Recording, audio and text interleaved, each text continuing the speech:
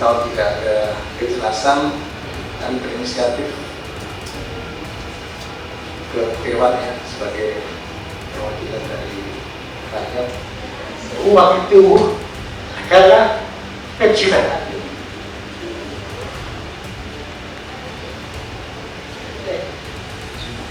Proses hukum harus ada. Piala Putra Kalimantan ini dianggapkan prestasi. Sebenarnya pemerintah daerah itu bisa pertama mengambil langkah hukum, yang kedua bisa mengambil alih. Jadi dua hal bisa kita kerjakan.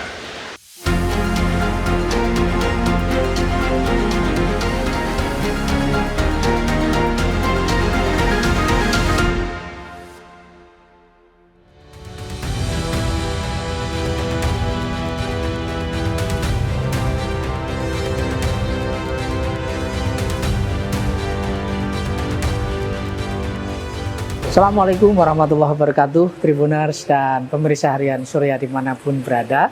Kembali bertemu dengan saya, Tri Mulyono, Konfederasi Tribun Jatim. Dan Tribuners, saat ini sedang berlangsung hearing antara investor atau pembeli pertokoan di Kompleks Pasar Ikan Modern Kabupaten Gresik dengan Komisi 2 DPRD Kabupaten Gresik bersama juga Ketua DPRD Kabupaten Gresik Muhammad Sahrul Munir. Nanti kita akan ngobrol dengan Ketua DPRD Kabupaten Gresik Mas Sahrul Munir tentang penanganan lebih lanjut Kompleks Pasar Ikan Modern Gresik yang saat ini sedang mangkrak. Banyak pembeli pasar ikan ini mengeluhkan karena sudah mengeluarkan uang ratusan juta setiap orang sejak mulai beroperasinya pasar ikan modern tahun 2016 sampai sekarang belum ada kejelasan kelanjutan pembangunan ini. Nanti kita akan ngobrol apa keputusan konkret, rekomendasi konkret dari DPRD Kabupaten Gresik agar permasalahan pasar ikan modern ini bisa terselesaikan. Ikuti saya nanti obrolan dengan Ketua DPRD Kabupaten Gresik Mas Sahrul Munir. Siang hari ini bisa menjadi alternatif solusi Pak atas permasalahan yang terjadi di pasar ikan modern yang sudah bertahun-tahun lamanya. Dulu sekitar tahun 2014 Pak ya. Sekitar tahun 2014 ada pengelolaan aset milik daerah yang ada di Bunter tepatnya, yang pada saat itu dikerjasamakan dengan pihak ketiga yang bernama PT Lumbu Putra Kalimantan. Ketika lahan tersebut dimanfaatkan dikelola bersama dengan PT Lumbu Putra Kalimantan, maka pada tahun ke-30 bangunan-bangunan yang didirikan diserahkan kepada pemerintah daerah. Nah kebetulan dalam pelaksanaannya PT Lumbu Putra Kalimantan ini ketika menjadi tanda kutip pemenang ya atas pengelolaan aset tersebut, membuka keran investasi kepada pihak lain. Kami yakin bahwa pertemuan sore hari ini adalah awal untuk solusi dari permasalahan yang kami hadapi sebagai di awal. Memang kami berharap PT Lumbu Putra Kalimantan ini bisa sesuai dengan janji-janji yang diberikan pada waktu membuka jualan kios ini. Tapi yang terjadi setelah kita membeli ya, kemudian membayar dan mendapatkan sertifikat dari notaris ya, ini ternyata dalam perjalanannya yang dijadikan tidak dipenuhi.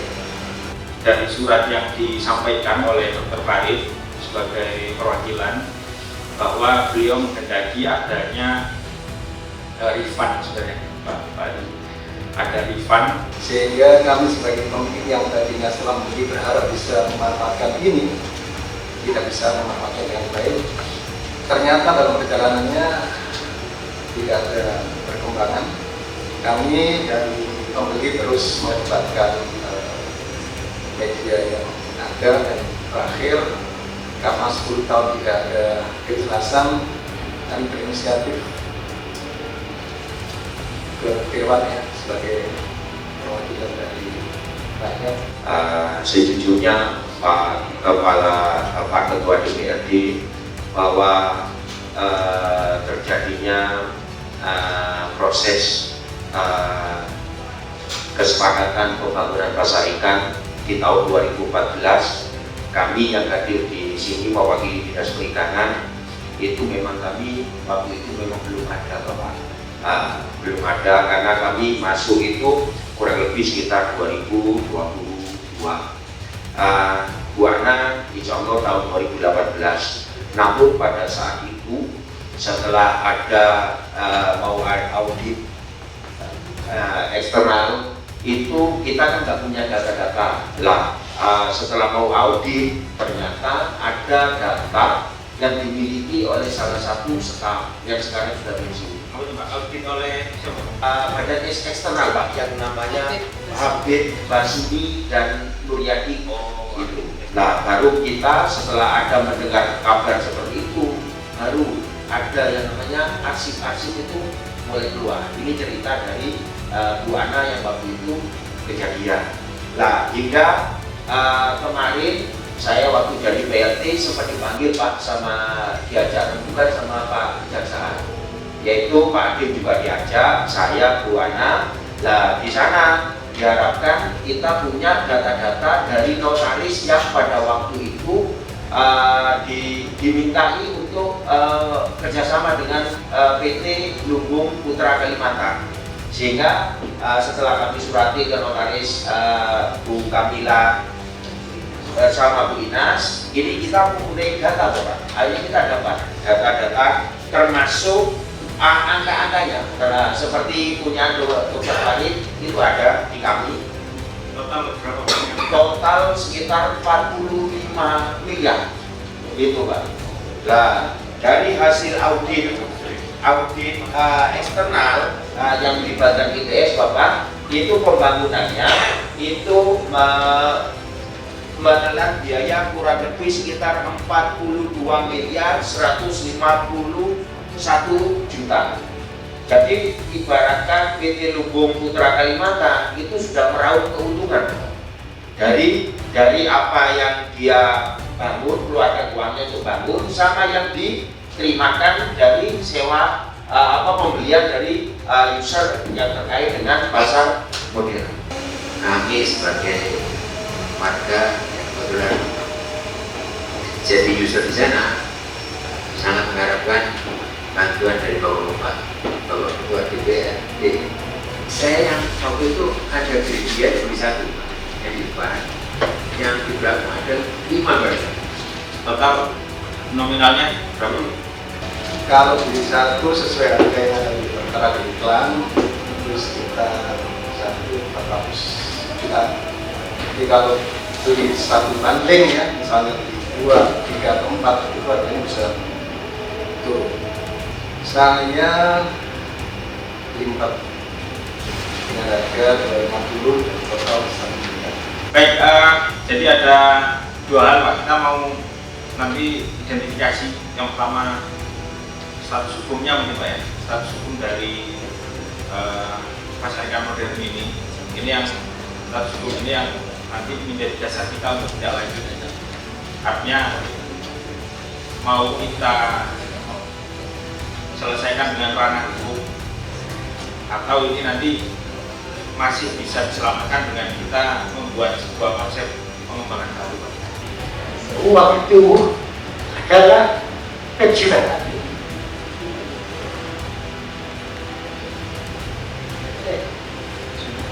Proses hukum harus ada. Tapi yang diinginkan user ini kepastian bahwa ini bisa dipakai atau nanti dipakai kayak apa, supaya dia investasi kan ada batas umurnya sampai 2044 Ya. sehingga nanti mau apa, sehingga nanti pemerintah Kabupaten Gresik kebijakan melalui Pak Ketua DPR ini untuk berdiskusi dengan Pak Bupati bagaimana nih solusinya, mau dibawa ke ranah hukum atau ada dedikasi usaha dari pihak Lumbung sama pemerintah government-nya sama sananya kayak apa, sehingga user ini sebetulnya pihak yang dirugikan, tapi kan nggak bisa apa-apa ini Pak Dokter. itu mungkin nanti dari pihak aset saya ingin tahu kronologinya nanti bagaimana kebijakan Pak Ketua yang akan memutuskan ke depannya. Karena sampai hari ini bidang aset belum pernah menerima manfaat dari kegiatan di situ serupiah pun di sini. Dan kami sangat berkepentingan untuk mengekspos di situ sangat-sangat lepas dari kedepannya itu bagian dari retribusi. Tahun 2022 tahun 2020 Lumbung Kalimantan itu menyerahkan ke pemerintah kabupaten, tetapi belum terbalas oleh pemerintah kabupaten karena persoalan-persoalan tersebut. Saya ingin tanya Pak Kadis, yang dari pihak LPKN betul-betul tulus ingin menyerahkan, nopo itu hanya abang-abang saja Pak Kadis? Kita juga membuat kronologis Bapak, kronologis kita buat semuanya. Di sini lengkap Bapak. Jadi kita membuat kronologis semuanya ini. Akhirnya kita tahu Pak cerita-ceritanya terkait dengan kronologis mulai awal idenya semuanya sampai kemarin yang dari kejaksaan. Kita sempat lihat. Insya Allah ini data-data ini sudah diterimakan oleh kejaksaan Bapak dari notaris 2 ini. Mudah-mudahan kita berharap banget kita prihatin dengan kejadian-kejadian yang seperti ini yang dilakukan oleh Bapak Gus Soleh. Gus Soleh itu direkturnya PT Putra Lumbung Kalimantan. Setelah ini kita akan ada tindak lanjut dari kejaksaan agar istilahnya data-data dari kami bisa ditindaklanjuti. Kami bersurat, kita ambil poknya saja. Kami sebagai pembeli berharap dengan 10 tahun kita jalan ini ya sudah refund saja. Kita diberikan refund pengembalian uang atas investasi atau kemudian yang kami lakukan. Itu yang permintaan kami ke Bapak Ketua, berharap ini bisa ada solusi yang baik. Rekomendasi kami, kita tunggu nanti respon dari pemerintah daerah Pak. Selambat-lambatnya insya Allah Januari ini sudah kita proses, kita pantau Pak. Nanti kalau misalnya nggak ada pergerakan nanti bisa ditanyakan lebih lanjut, tapi ini insya Allah kita bergerak di bulan Januari, insya Allah kita ada informasi yang bisa kita sampaikan. Mohon nanti siapa Pak Adib ya, leading sektor ya, sama Pak Wijak ini. Nanti tindak lanjutnya ini Pak, mohon diupdate ke Pak Dr. Farid nih. Diupdate, oh ini sudah kita bergerak untuk pengambil alihan dan seterusnya. Artinya kita sudah ada langkah di bulan Januari seperti itu. Nah, maksud saya Pak, ini kan kita ini kan baru 27 bahas ini. Kita lagi proses penyusunan RKPD 2027. Nah, harapan saya informasi soal pengembangan pasar baru ini bisa kita dapat lebih awal, sehingga manakala ini kita bisa apa istilahnya kalkulasi ini proses hukumnya sekian bisa kita ambil alih, maka kalau misalnya ini bisa kita cantumkan ke dalam alokasi APBD, ya kita cantumkan bagian dari proses pengembangan dan pemanfaatan aset daerah. Tapi sekali lagi ya harus melalui tinjauan hukum yang ada Pak. Tadi apalagi ada informasi APBD belum masuk. Tapi saya rasa ketika ini sudah bisa diambil alih menjadi wewenang kita ya terserah kita. Tapi kalau ini masih statusnya masih dikelola oleh PT Lumbung Putra Kalimantan, belum diserahkan ke kita ya kita nggak bisa dong mengeluarkan anggaran untuk soal ini. Tapi ketika ini sudah diambil alih Pak, ini baru mungkin anggaran daerah bisa masuk ke pengembangan soal ini.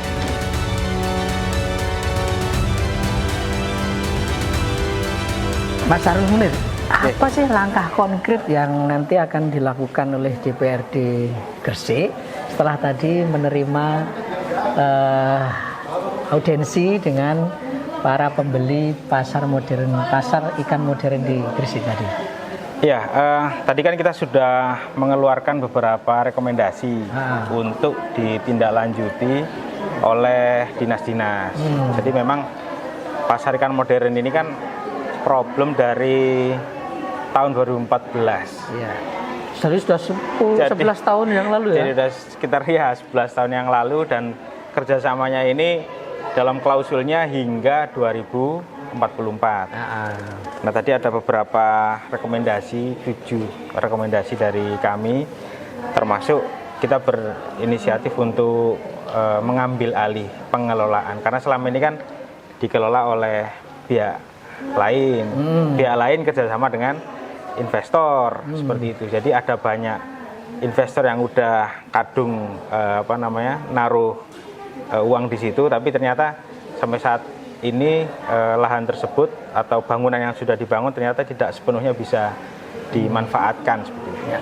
Ini nanti apa yang jadi crucial point rekomendasi itu, Mas Sarul ya, yang kira-kira win-win solution antara pembeli dan investor dan tentu pemerintah Kabupaten Gresik ya.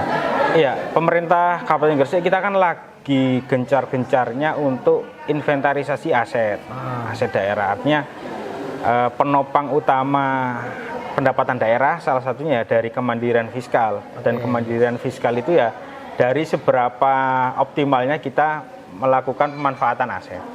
Nah, ini kami lihat 3 hektar sekian ini ternyata tidak memberikan dampak apapun terhadap pemerintah daerah. Padahal ini sudah berangsur sekitar 11 tahun. Iya. Jadi ini yang kebetulan ada aduan juga dari Dr. Farid tadi selaku investor yang ada. Pembeli ya, bukan pembeli. Investor ya. Sebenarnya istilahnya apa ya? Investor sebenarnya. Iya, betul. Mereka naruh uang kepada PT yang kerjasama dengan pemerintah daerah seperti itu. Mas Sarul, saya kira Tribuners pengen tahu sebetulnya kronologi awal dari kasus ini seperti apa sih? Mungkin meskipun nanti tadi sudah dijelaskan sih di situ, tapi bisa jelaskan singkat awal mula kasusnya, Mas Sarul. Iya, jadi sebenarnya dulu tahun 2014 ada perjanjian kerjasama antara pemerintah daerah dengan pihak ketiga yang bernama PT Lumbung Putra Kalimantan. Nah, PT tersebut mengelola 3, sekian hektar lahan milik daerah yang berada di Bunder. Itu kemudian dibangunlah dengan konsep pasar ikan modern. Nah, ketika dalam proses pembangunan, pihak PT Lumbung Pangan ini membuka keran kerjasama dengan masyarakat, sehingga banyak sekali investor-investor yang masuk untuk menitipkan dana kepada PT Lumbung Putra Kalimantan. Namun ketika saat pembangunan, ketika sudah terakumulasi sekitar 130 unit untuk investasi, nah ternyata dalam proses pembangunannya ada yang sudah dikerjakan 80%, 50%, 20%. Jadi kami anggap ini sebuah prestasi karena yang seharusnya ini sudah 100% dikelola, dimanfaatkan, tapi ternyata masih dalam tahap pembangunan ternyata masih begitu minimalis seperti itu. Jadi saya rasa ini sudah waktunya lah pemerintah daerah untuk mengambil alih dengan kebijakan, ini kebijakan khusus sebenarnya ini. Ya. Mas Sarul, skema awal sendiri antara PT Lumbung Putra Kalimantan dengan Pemkab Gresik itu skemanya seperti apa? Kalau skemanya kerjasama, BGS. BGS. Oh, BGS. Ya, bangun guna serah. Atau jadi pada BOT ya, kalau atau operate transfer ya, bangun guna serah. Bangun guna serah. Jadi dibangun oleh pihak ketiga. Tanahnya adalah miliknya Pemkab. Setelah dibangun pada kurun waktu tertentu, bangunan tersebut diserahkan kepada pemerintah daerah. Berarti pemerintah kabupaten hanya menyediakan aset ya, tidak mengeluarkan uang tunai. Hanya menyediakan lahan. Menyediakan lahan. Dan janjinya itu sebetulnya bagi pemerintah kabupaten harusnya dapat apa, Mas? Ya, manfaat atas atau retribusi. Iya, termasuk retribusi. Harusnya dapat retribusi. Kemudian kan dalam perjanjian sewa menyewanya kan ada klausul retribusi. Retribusi sewa lahannya kita harusnya dapat. Kemudian kalau dalam kurun waktu tertentu setelah pemanfaatan ini kita akan dapat bangunannya. Jadi miliknya pemerintah daerah dan nilainya juga luar biasa sebenarnya. Tadi kan dikalkulasi oleh ITS 42 miliar pada saat itu. Sekarang ya bisa ratusan kali. Bisa jadi. Tadi rekomendasi dari DPRD untuk pemerintah kabupaten yang dalam hal ini tadi diwakili oleh Kepala Dinas Perikanan ya. Mas. Itu seperti apa, Mas? Apakah memungkinkan diambil alih oleh pemerintah kabupaten? Iya, kalau kami melihat dalam aturan Permendagri tahun 2016 itu memang ada kemungkinan pemerintah daerah bisa mengambil alih atas dasar misalnya tadi ada wan prestasi. Kemudian bupati melakukan surat teguran secara bertahap hingga pada teguran ketiga akhirnya pemerintah daerah bisa memutuskan untuk memutus perjanjian kerjasama dengan PT tersebut. Jadi setelah putus kerjasama baru sebenarnya kita bisa mengambil alih pengelolaan lahan tersebut. Nah, kalau misalnya ini berhasil diambil alih, ke depan apa yang akan dilakukan terhadap aset ini, Mas Ketua? Ya, ini yang jadi PR. Tadi kita rekomendasikan agar ini bisa dikaji lebih lanjut oleh Bapeda, Badan Perencanaan Pembangunannya Daerah, dan juga mungkin BPKAD juga. Karena ini leading sektornya ada di bidang aset. Jadi pengembangan aset ini sementara ini masih ada di BPKAD. Jadi yang penting sekarang diputuskan dulu status hukum perjanjian ini ya. Status hukumnya. Bagi investor atau pembeli stan ini, Mas Sahrul, apakah memungkinkan dia dapat refund atau seperti apa?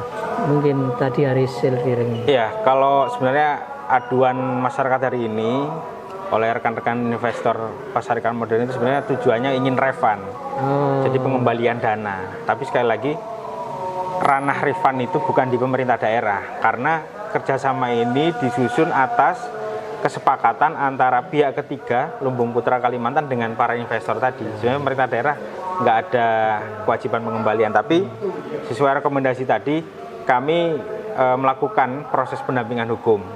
Jadi ini yang kita kawal, proses pendampingan hukum hingga masyarakat ini bisa mendapatkan kejelasan atas status hukumnya. Kemudian juga kan ada potensi kerugian juga di sana. Nah, kalau itu bisa dibuktikan nanti dalam proses hukumnya pasti nanti kan ada klausul pengembalian juga. Bahwa kalau ada potensi kerugian di sana, ya nanti harapan kita ada kejelasan hukum di proses pengadilannya sehingga kalau misalnya ini memang menjadi haknya investor ya seharusnya ini bisa dikembalikan. Itu sepertinya melalui skema keperdataannya tadi. Iya. Tapi di luar itu Mas Sahrul tadi disinggung bahwa memang ini salah satu upaya DPRD untuk membantu pemerintah kabupaten untuk mengumpulkan aset ya. Sebetulnya selain pasar modern ikan ini, adakah aset-aset lain yang menjadi concern? Ya, sebenarnya kalau di pemerintah daerah itu mungkin tersebar ya asetnya, tapi kalau saya bilang luas sih nggak seberapa luas, tapi ada beberapa titik.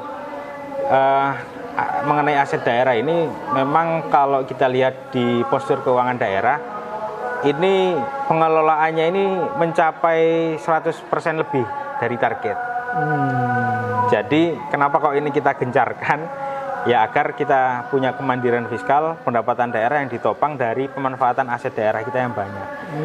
Nah, beberapa aset daerah ya hari ini banyak bangunan juga, bangunan-bangunan yang nggak terpakai. Ini kita dorong untuk diinventarisasi, kemudian bisa dilakukan dengan skema kerjasama dengan pihak lain.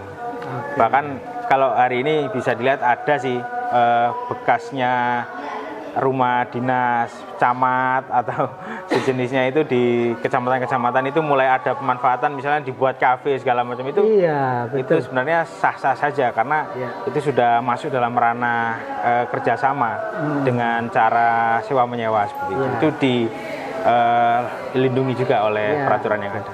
Dan kembali ke aset pasar ikan modern itu kan tempatnya strategis ya. Sangat strategis Ketua ya di jalan raya gitu. Dan dulu kan sempat dimanfaatkan untuk kalau nggak salah untuk imigrasi ya.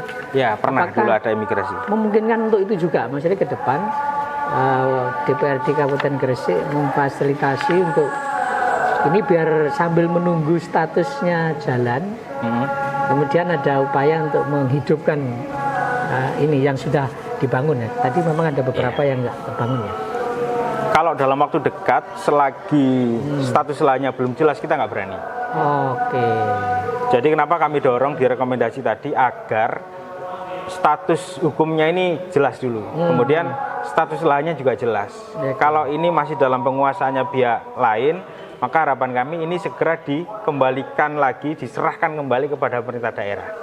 Nah, kalau sudah diserahkan lagi ke pemerintah daerah atas dasar prestasi tadi, baru pemerintah daerah bisa melakukan pengembangan dengan memasukkan alokasi anggaran ke sana. Tapi kalau sejauh belum ada pemutusan kerjasama, sepertinya kita nggak berani untuk mengalokasikan anggaran ke sana. Tapi pembeli atau investor itu sebetulnya memanfaatkan ini sementara, misalnya sudah ada, masih ada fasilitasnya kayak listrik. Wah, ini. Jadi pemasangan listrik tadi konfirmasinya dilakukan secara mandiri. Mereka mandiri mengajukan ke PLN dan itu diperbolehkan memang. Tapi yang fatal sih memang di airnya. Airnya belum masuk ke sana. Jadi memang perlu sebenarnya kita mengonsep ulang agar fasilitasnya masuk semua, baik itu air, listrik, keamanan, kebersihan. Sebenarnya kalau itu bisa difasilitasi, insya Allah udah mulai ramai lagi. Tapi sayangnya pemerintah tidak mungkin masuk selagi status hukumnya belum clear, gitu ya. Status hukumnya belum clear, kita nggak berani masuk. Oke. Tapi ini ngomong-ngomong kok mereka ngadunya ke DPRD gitu.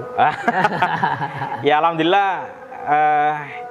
Di beberapa waktu yang lalu sudah mulai ada komunikasi. Ada surat masuk ke kami dan juga kita kemarin kan launching Asmara Gresik itu platform kita yang di website, dan bapak-bapak ini juga tadi sudah menyampaikan aspirasinya melalui platform tersebut. Jadi ini tindak lanjut. Jadi memang inisiatif DPRD untuk menampung aspirasi masyarakat. Dan ya mudah-mudahan ini tadi kita lihat juga ada ibu-ibu dari Koalisi Perempuan Indonesia. Jadi ini DPRD Gresik jadi tempat curhat, ya gitu ya. Iya, padahal mudah-mudahan ada solusinya. Koalisi Perempuan Indonesia, tapi aspirasinya soal urusan Transjatim. Iya itu makanya tadi. Jadi urusan hajat hidup orang Bayak, iya, gitu ya. Betul, dan mudah-mudahan ini segera ada solusi ya.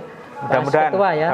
Selain pasar modern ikan di Gresik, tadi juga layanan transportasi yang ramah anak dan ramah perempuan, anak dan disabilitas gitu ya. Baik, Tribuners, itu tadi obrolan saya singkat dengan Ketua DPRD Kabupaten Gresik, Bos Muhammad Sahrul Munir, yang hari-hari ini banyak sekali disambangi oleh masyarakat Kabupaten Gresik untuk menyampaikan aspirasi. Mudah-mudahan segera ada jalan. Amin. Untuk masyarakat Gresik. Saya Trimulyono pamit undur diri. Assalamualaikum warahmatullahi wabarakatuh. Salam sehat, salam sejahtera untuk kita semua.